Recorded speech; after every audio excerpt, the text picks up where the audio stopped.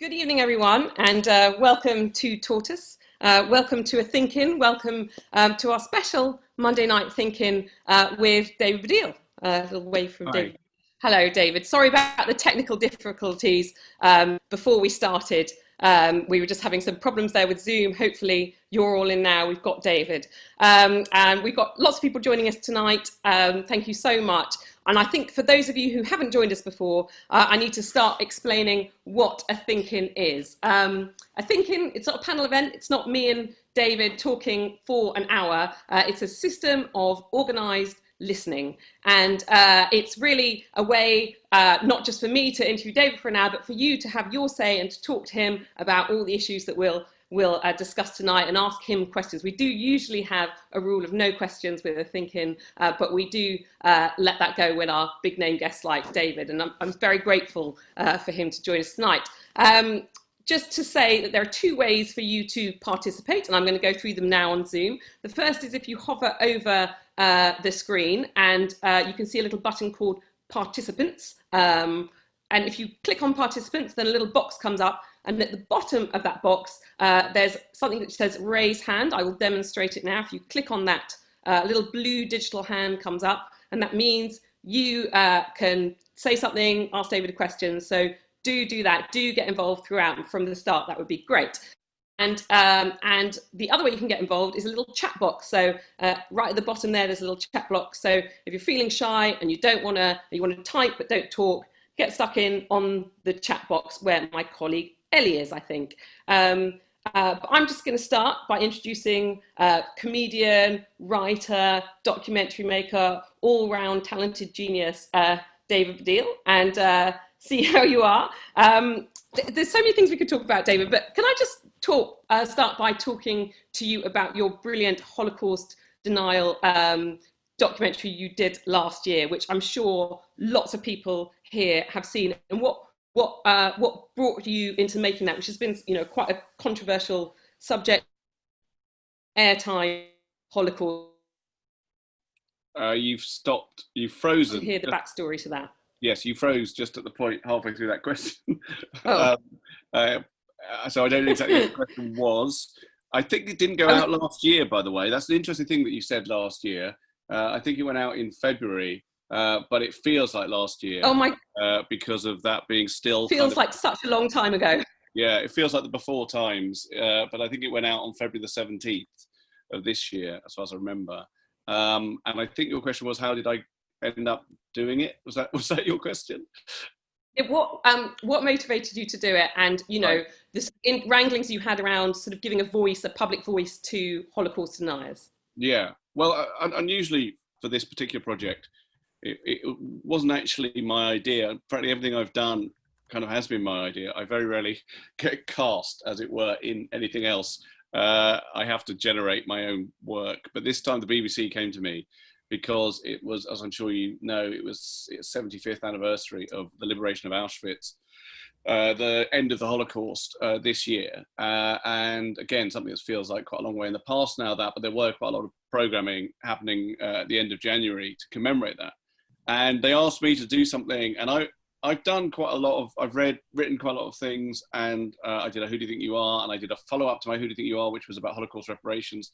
So I wasn't sure about doing what you might call a straight-on, Holocaust memorial type of program, the sort of thing that Jonathan Dimbleby did about Belsen. I wanted to do something a little bit different, and in talking about it with the head of BBC Two, he said, I'd like to see a documentary about Holocaust denial. And initially I thought, right, that's quite left field and complicated, especially at a time when, the idea of how you talk about things that shouldn't be talked about at some level, it should be, a lot of people think should be no platformed and certainly not discussed in any kind of, broad platform like BBC Two, like that seems to be quite complicated. But then again, I'm interested in complexity.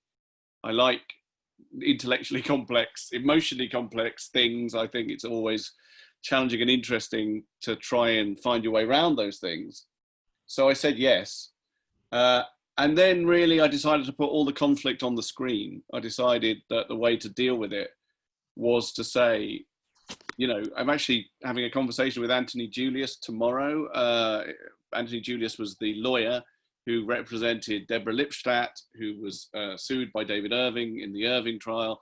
And Anthony Julius was on my documentary, and he's the person on the documentary who most aggressively really says, you shouldn't be doing this. This is bad. Why are you giving these people airtime? And I'm actually having another, hopefully, technology problematic-free conversation with him tomorrow about this.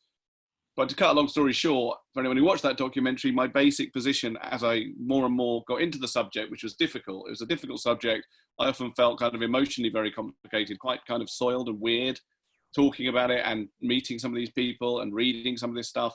But I did think, if I can sit with that discomfort, I kind of think this is the right thing to do, because my position is, as I said in the documentary, it's no longer okay. You can't say that these opinions, whether it be Holocaust denial or indeed lots of other very extreme opinions, are ones we can just ignore anymore. Because unfortunately, they have, he says don't give them airtime, Anthony Julius, but unfortunately they have airtime.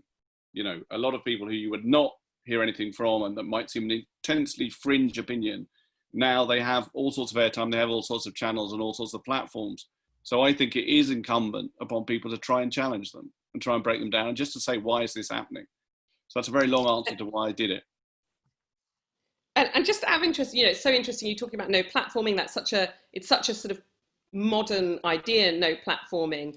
Do you think, aside from Holocaust denial, that the concept of no platforming doesn't work anymore because people will always be able to find a platform across the internet? That's sort of what I do feel. It doesn't mean that I think that you should give equal weight to all arguments across the spectrum of argument. So I am completely of the opinion that it's mad when you get climate change deniers as if they represent a sort of 50% part of a debate with climate scientists, because clearly they don't. However, I don't necessarily agree that means you ignore the fact that climate change denial exists, or that anti-vax exists, or indeed all sorts of very wrong, factually wrong opinion exists out there, because a lot of that factually wrong opinion is being mobilized not just because they're mistaken.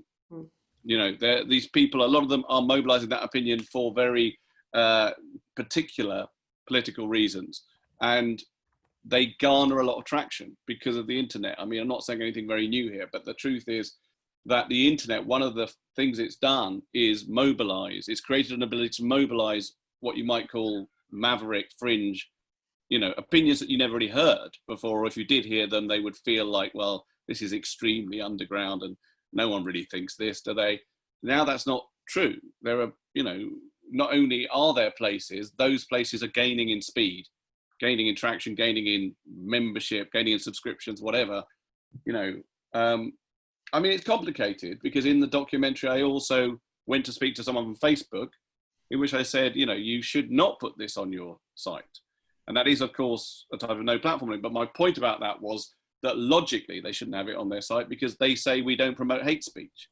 And what I couldn't bear was the idea that Facebook was saying, no, Holocaust denial isn't hate speech. It's just people getting history wrong. And I thought, that's idiotic. It's not that. No one accidentally thinks the Holocaust didn't happen. They've got a very clear anti-Semitic motive for doing that. And so that I just thought, well, a lot of the way I think is in terms of establishing a level playing field for how we live now. So if we live in a situation where hate speech is not allowed on YouTube or is not allowed on Facebook or whatever, then I feel that Holocaust denial should be amongst that, because it is hate speech. But whether I completely agree with no platforming as an idea is a more complicated question that I don't know if I know the answer to. Okay. Thank you for that. And so you are supposed to be on tour now, Trolls Not Doll. That's the name of the tour, isn't Trolls it? Not the Dolls. Trolls Not the Dolls. Yeah. Explain the title. Oh, well, I've done 3 one-man shows in the last 5 or 6 years. Stand-up shows, but they're also storytelling shows and whatever. And for some reason, I ended up calling them Not The. I don't know why. It's sort of my own personal brand that no one knows about except me and people who come to the shows, I suppose. So I did one called Fame, Not the Musical, Then I did another one which ran for ages and I toured all over the world about my family, called My Family, Not the Sitcom, as in not the sitcom that was on BBC One for years. And this one was called, which is about social media, and particularly about rage and anger and people insulting me on social media, was called Trolls, Not the Dolls, as in trolls, i.e. the people on the internet, not the dolls with mad hair. So that's why it's called that. But I got to about 28 dates in, and then it was stopped. Whereas theoretically, it's happening in the autumn, but that's a big theoretically, because I can't see mass gatherings being allowed in the autumn from where I'm standing, but I don't know. I mean, the lockdown easing doesn't have a lot of logic to it at the moment, so I've no idea. And so in your tour, I think you talk about the sort of various ways of treating trolls like hecklers, and is that your approach? You sort of, you know, fight back like you would in a sort of stand-up club? Well, that's sort of very much a sort of very basic starting point of what the show is about. The show is really about rage in general on social media and why people are so angry and where the anger is coming from and how absurd a lot of the anger is, but also about how anger is a form of identity on social media, about how the way that social media is organized, it's about identity really. Social media is about identity. It's about saying, here I am. And one way of saying here I am loudly is to be very angry and very oppositional. And so that, I think, is why so much rage happens on social media, and sometimes such sort of like crazy rage. Like you think, like, what are you getting angry about here? And the show is sort of about that. But yes, it came from the sort of manifesto of the show is that I don't believe in don't feed the trolls. There aren't many mantras on the internet. The internet has no laws. But if it has a law, don't feed the trolls was meant to be one of them. And whilst I accept that for a lot of people, reacting to abuse on social media is probably a bad idea, I do come from a comic tradition. I do come from a stand-up tradition where I was used for many years to people slagging me off who I didn't know, anonymous people shouting at me in the dark and calling me a wanker in the dark. And so when it happened on the internet, it didn't feel that different, and it didn't feel that different than to put them down in a funny way. And so that's what I chose to do. And that, interestingly, was something I noticed that the wider audience, the other followers who were not slagging me off, seemed to like. So I did that quite a lot. I don't do it quite as much as I used to, actually. I mean, in the show, I show lots of examples of it and whatever, but actually I don't do it as much anymore, partly because I don't know anymore how real a lot of these people are. And I'm thinking about doing I'm developing, and I was talking to the BBC about it, but lockdown happened and then we had to stop talking about it, but I'm doing a documentary about online hate. And one of the things I really would like to know, because I don't in these documentaries necessarily know what I'm going to say by the end of them.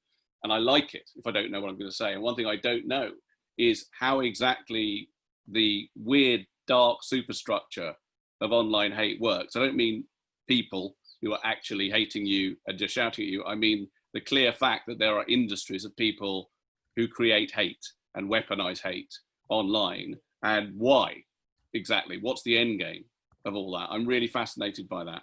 I mean, this happened the other day. It's happened. The sort of sowing of division that we see everywhere now. Yeah, but it's also, like, for example, this happened the other day. I made a joke or a sort of comment about the fact that Matt Hancock had said, our glorious sport is coming back, about horse racing. And I made some joke about it, about why is it ours? Who thinks horse racing is ours? Is it just toffs and bookies?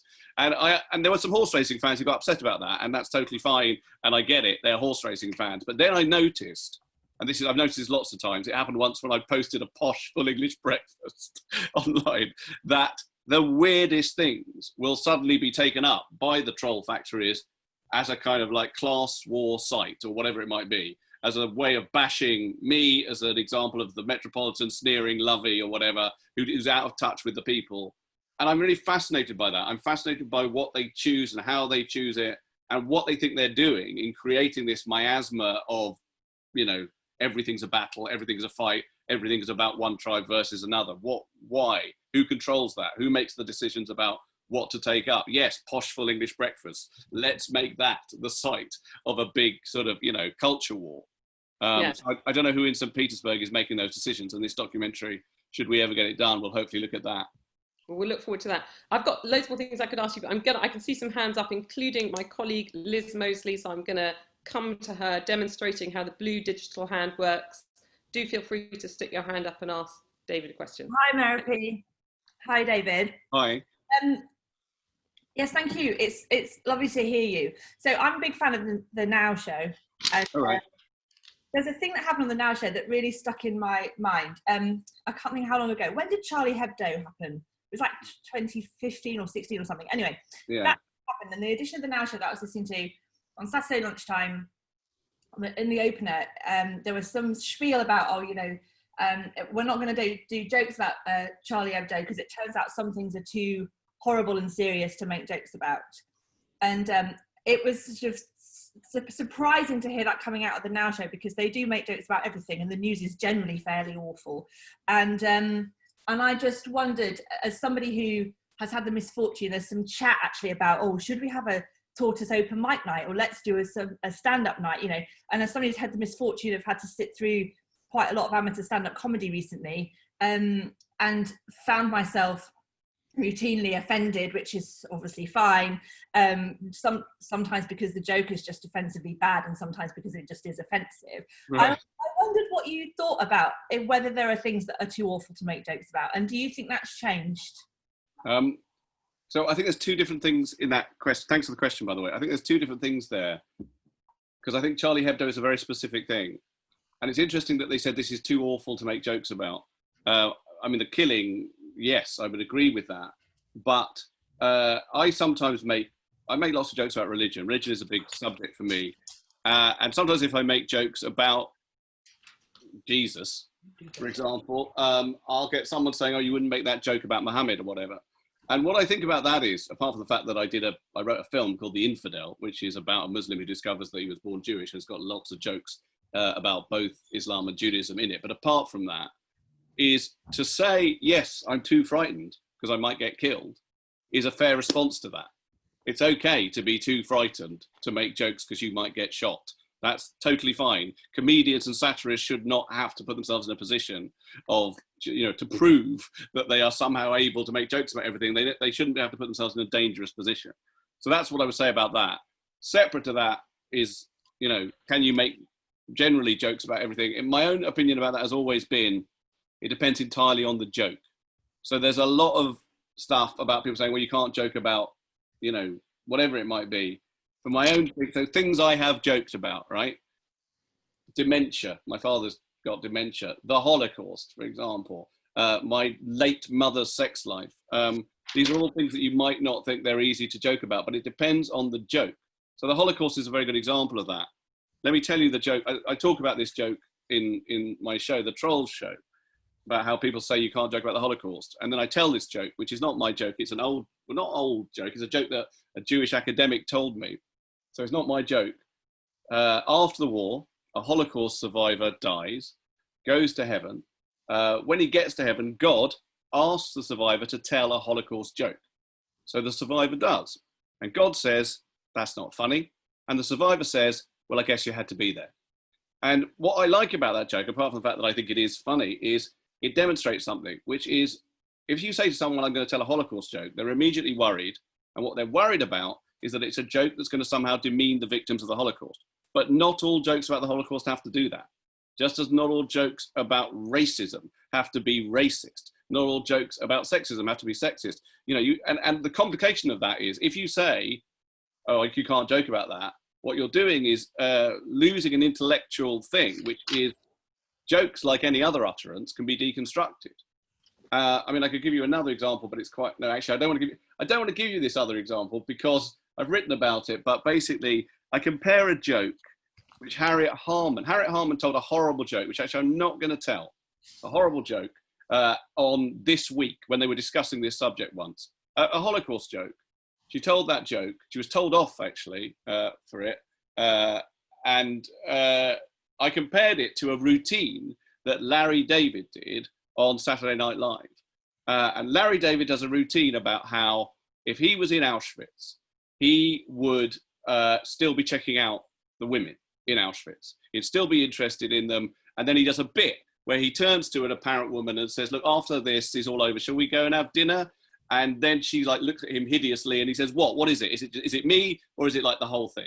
And what I like about that bit is it humanizes, whether or not you think it's offensive for him to be chatting up women in Auschwitz, the point is it humanizes the victims. in that situation. It says they're real people like you and me. They might have wanted to have dinner. They might have wanted to go out with someone or whatever. Whereas Harriet Harman's joke, which was a kind of ashtray joke, which I'm not going to do, just destroys that memory again. So her joke is on the side of the Nazis, whereas Larry David's joke is on the side of the Jews. So you have to make that deconstruction with every joke, is my answer to your question. Okay, thank you, Liz. Thanks, David. I've been reading some of the interesting things we've been saying in the chat. I'm just gonna ask you a question from Ben Ruffles. He says, I've always loved David as a stand-up England anthem creator, but I found I like him the most as a commentator and documentary maker. I'd love to know what David's favourite period of his career in the public eye has been so far. I don't know the answer to that. I think as I get older, I am, moving into being a bit more of an old man of the sea of culture. I am, I have been speaking to the BBC and was speaking to them about doing more documentaries, and without question, and this is a weird thing to say, but it's true, I am an intellectual. It's out there, I've said it. I sort of am. Admit it. I admit it, I've come out the intellectual closet.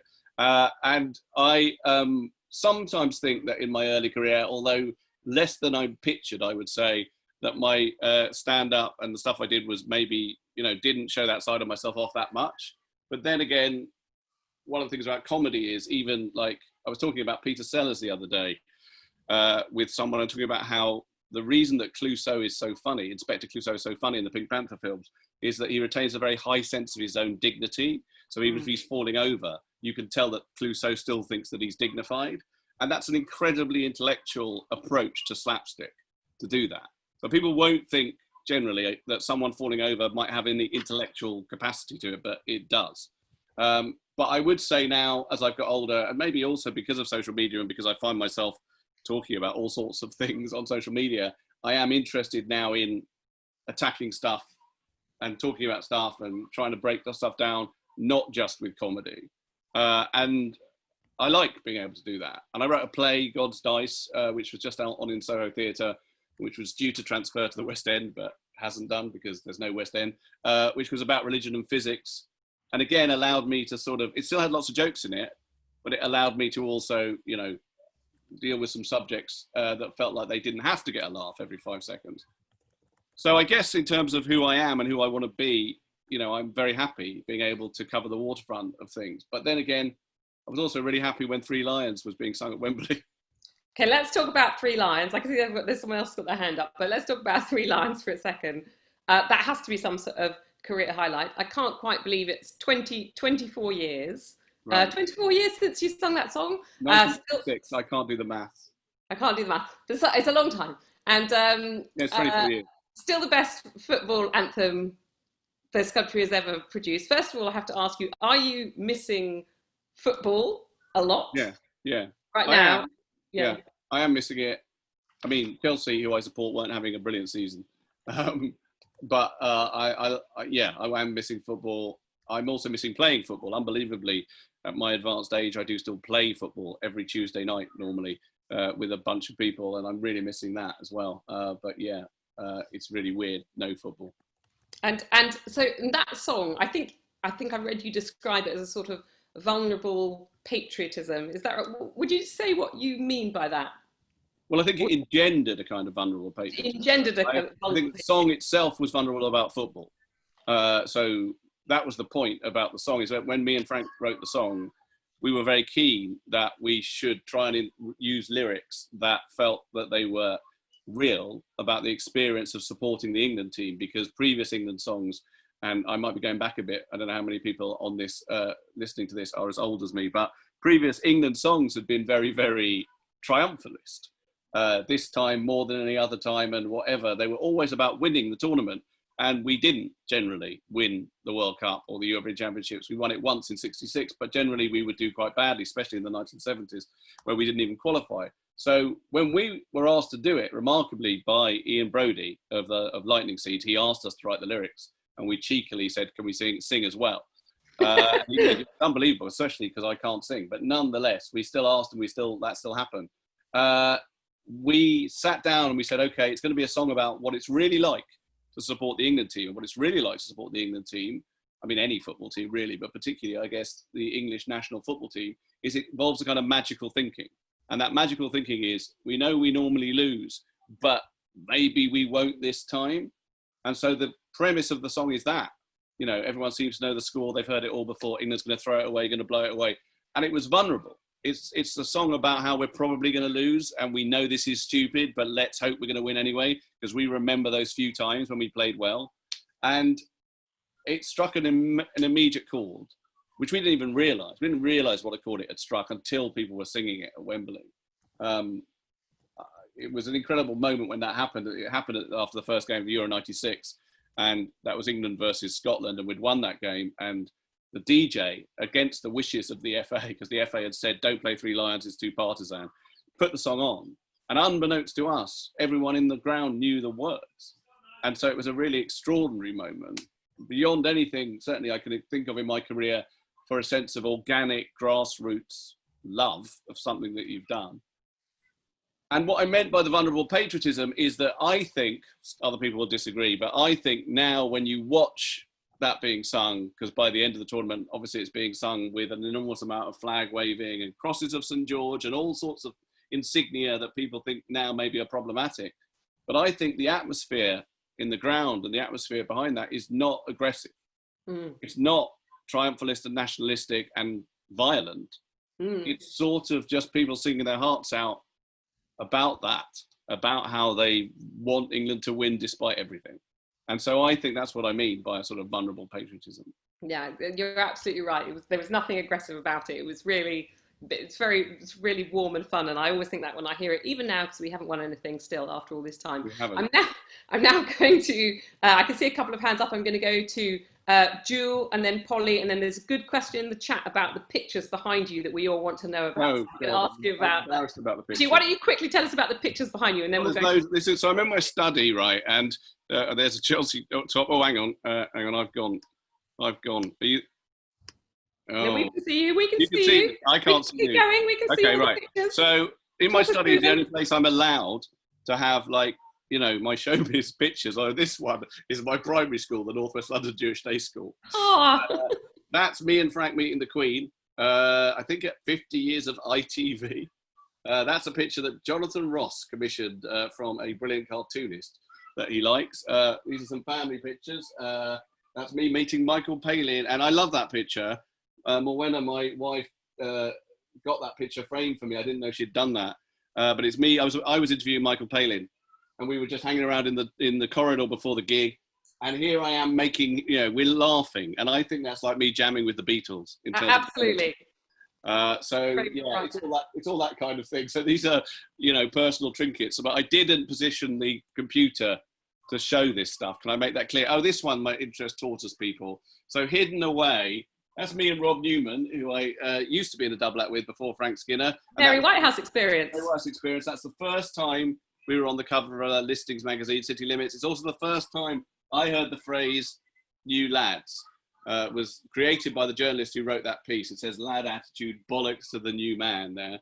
But above it is a curio. Some people may know this. Is that I did a weird show after the first series of Very White House experience called Stab in the Dark.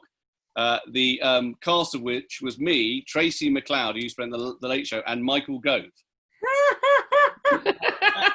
Michael Gove there, and I would show you him closer, but it might frighten people. No, let's not risk it with Zoom again. So this is sort of stuff that I've done, and I apologise. Whole career, and I want to talk to you about how you felt. I'm going to go to some hands first, and then we'll talk about some other stuff.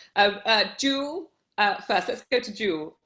Hi, David. Thank you. Hello. Hi, Jewel. It was just to stay on the theme of football, really, because I'm in Newcastle, and obviously at the minute there's lots of takeover talk about Newcastle United, and it's controversial because of who the potential consortium new owners are.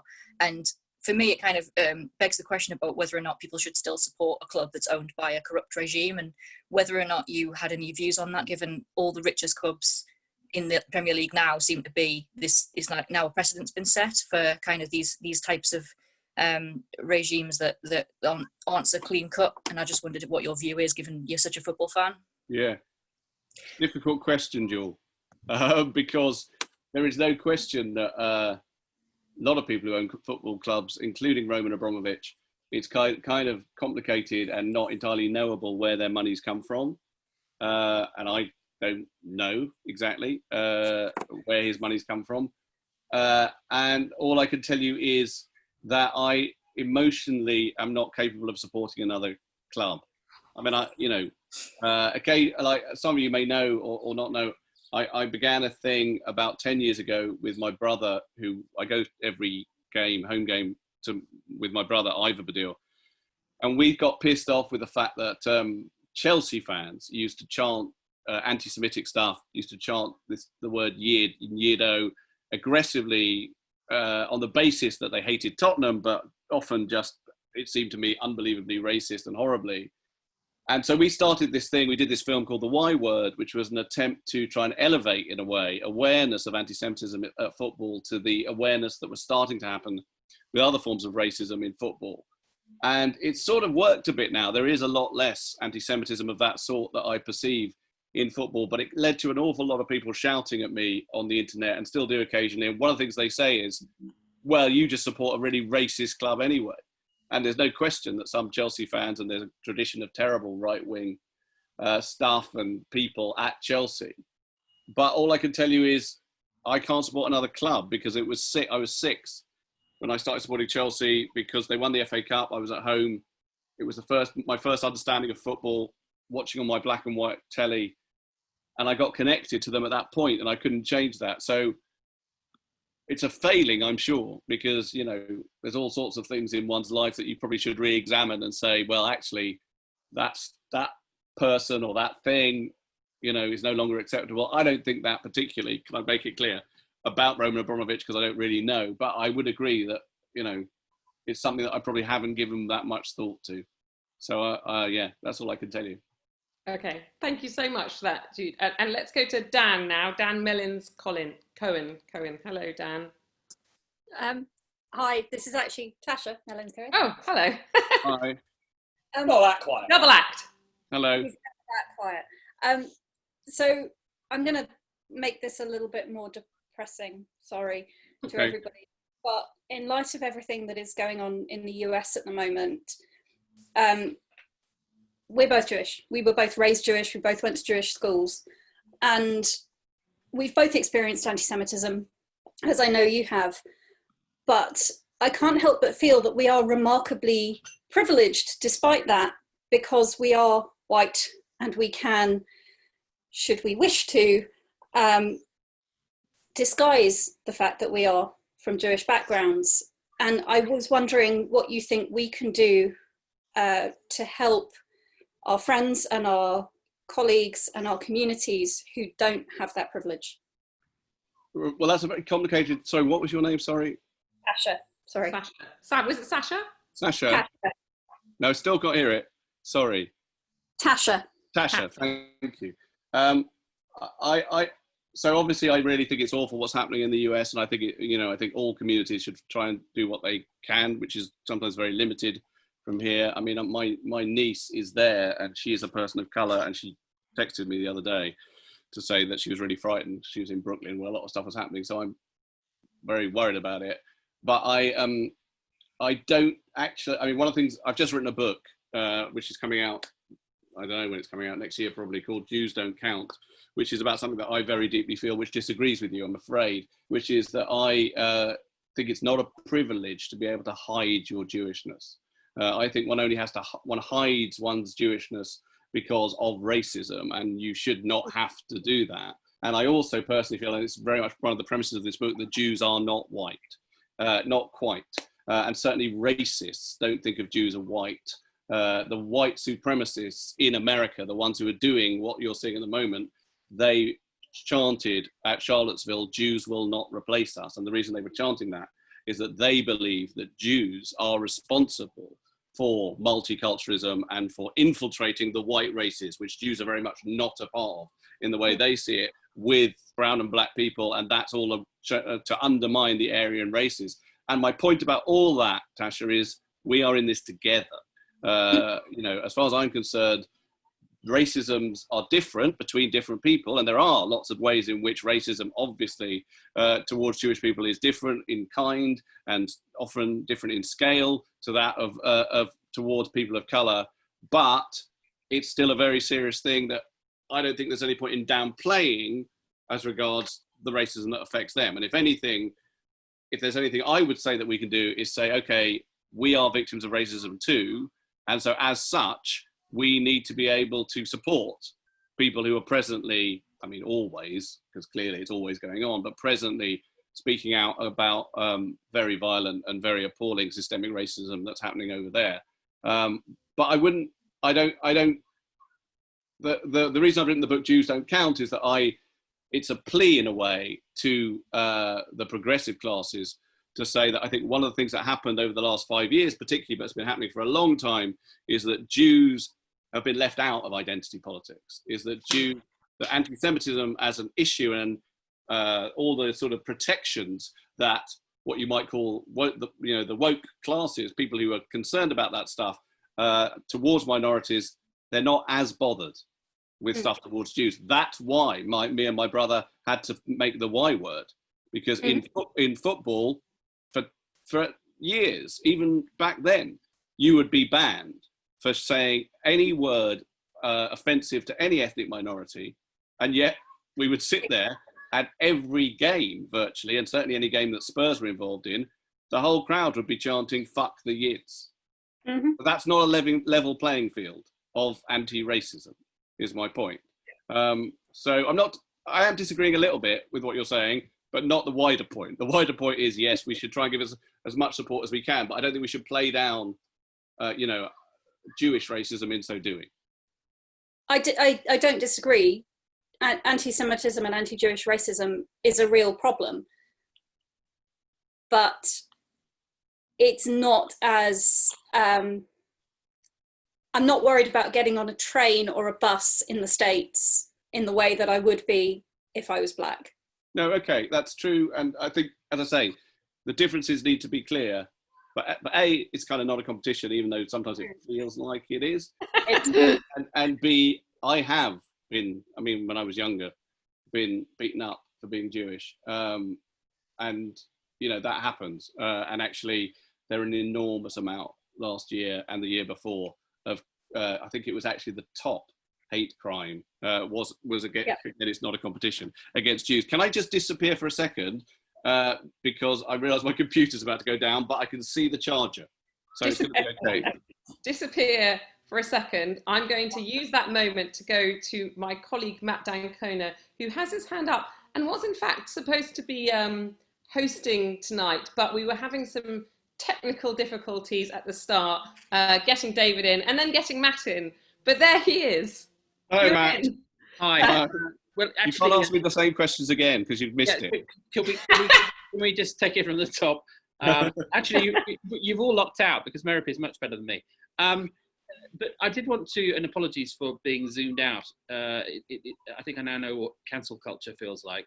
But what I wanted to ask David is it's about stand-up comedy really, generally. And there's a kind of cliche about, Tears of a Clown and how Woody Allen wanted to be Ingmar Bergman all along, and comedians follow this shuffle through life from being funny to being serious.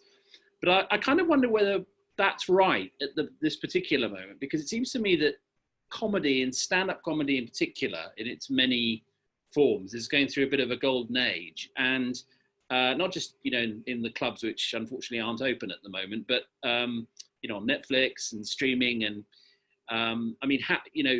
who analyzes the American political scene better than Chappelle?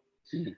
And I just wonder what you think about that actually the skills and the if you like, the range of comedies, and particularly stand-up comedy, because it's ironic, because it's imaginatively free, because it's complex in a world where people are encouraged by populism to sort of gather around simplicities, is actually a very good space in which to deal with all the pathologies that we're talking about.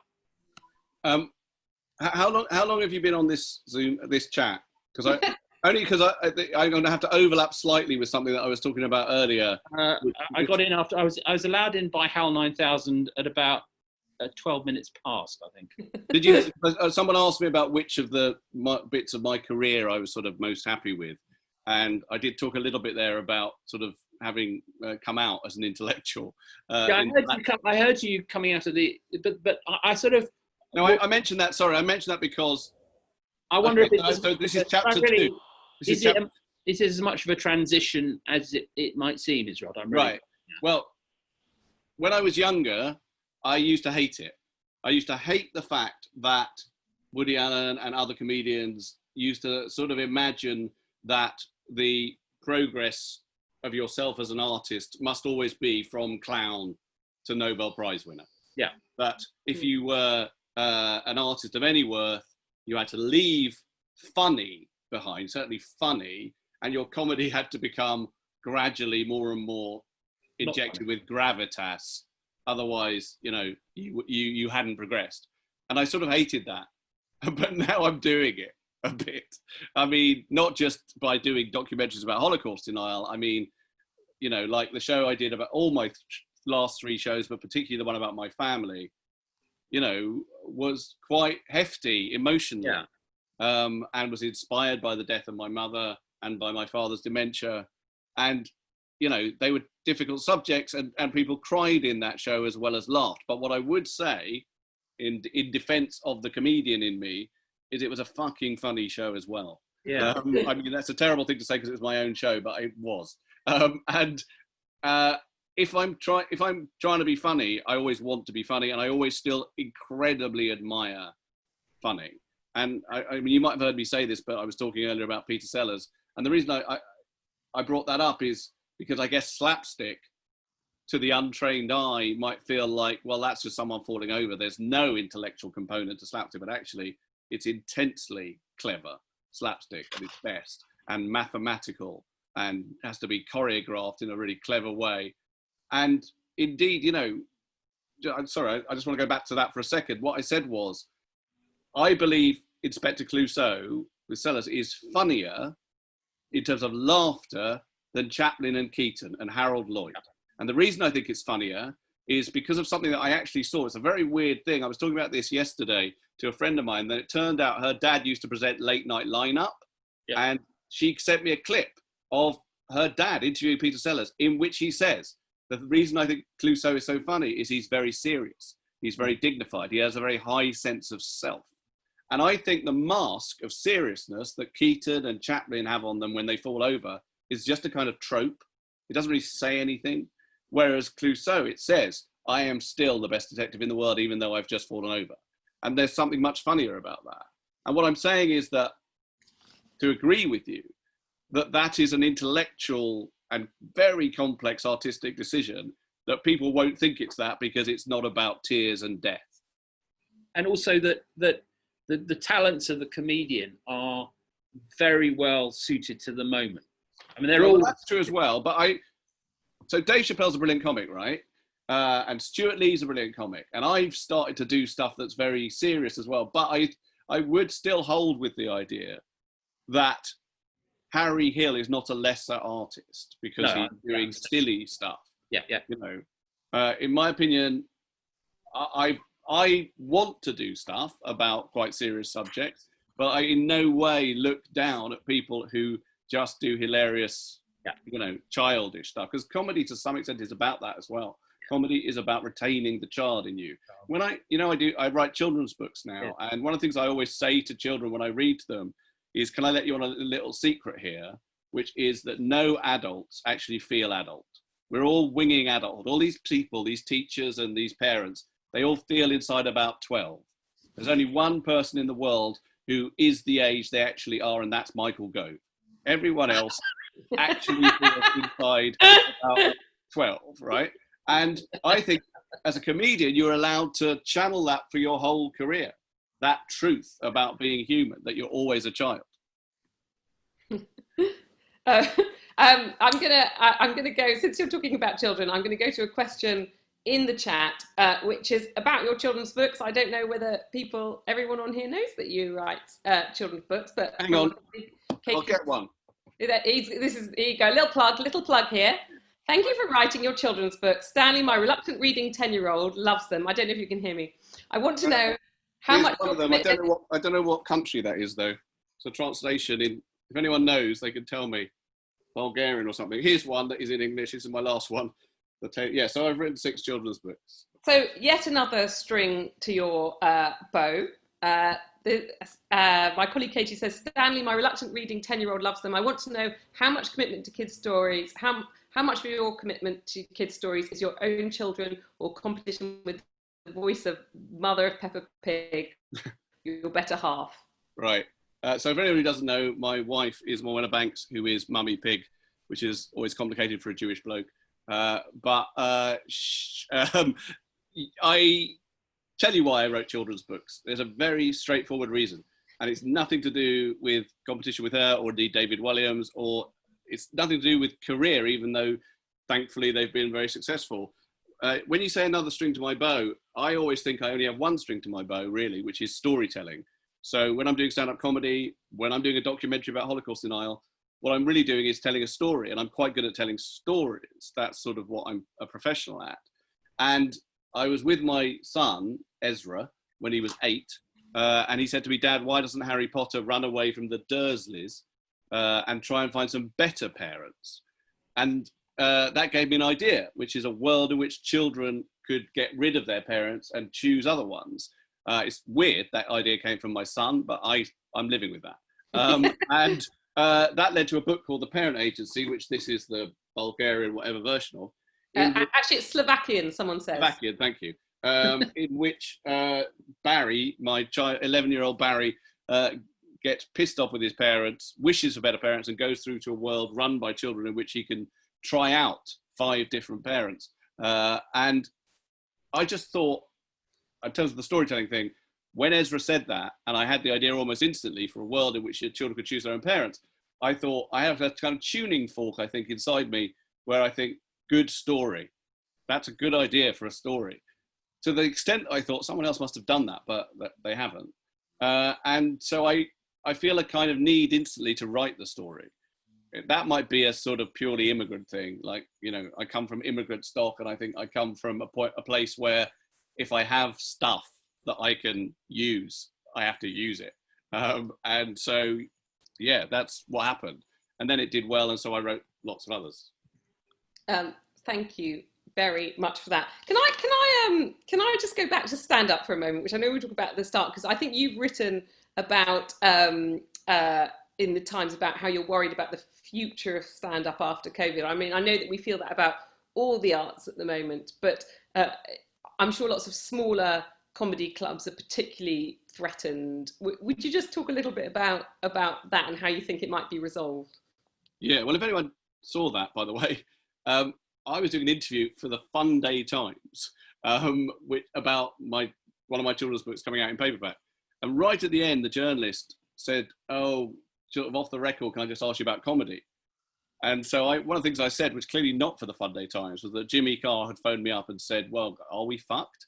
And that was suddenly in the paper as like David Baddiel proclaims the death of alternative comedy, which it really, I just thought I was chatting at the end of a, thing for the Fun Day Times. What was particularly annoying was she said, David has been trying to create comedy with his tweets. And then she chose the tweest tweet, one about my cats. And the reason for that was I sent her a tweet because it was the Fun Day Times. Anyway, I think it's a really weird time for comics. And I can tell you, I know loads of comics. I speak to lots of comics.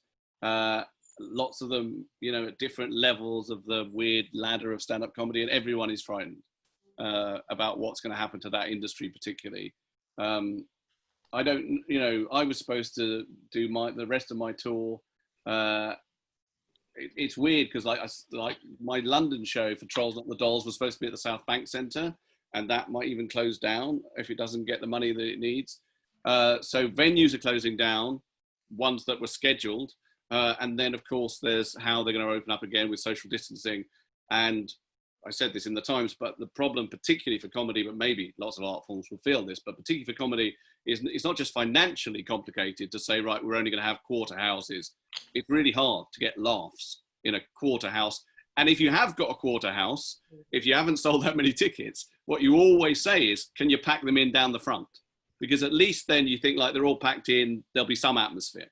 There'll be some, you know, packed in laughter. But if they're all spread out, it's really hard to get that. So I don't know. It is a really weird time. But I mean, I don't think it's going to go on forever. I think that a vaccine will be found. So it's not the end, but it might be the end. Another problem for my tour, by the way, is it's scheduled for October and November. And I don't think it's going to happen then. But if it then gets put off again, at some point, I'm just going to think these jokes are too old. They were fine when I started it, but they're going to be completely like I've got a long section about Trump, and he might not even be president by then. He might still be in the bunker. A hasty rewrite. There's a couple of questions. I'm going to remind you all, if you want to stick your hand up in the air, if you want to talk to David directly, there are a couple of questions on chat here as well. One from before, which I missed. Jess Phillips said death threats disappeared in lockdown. You talked about, you know, trolls on the internet. Have you found people are nicer during lockdown or not? Not really. I mean, sometimes.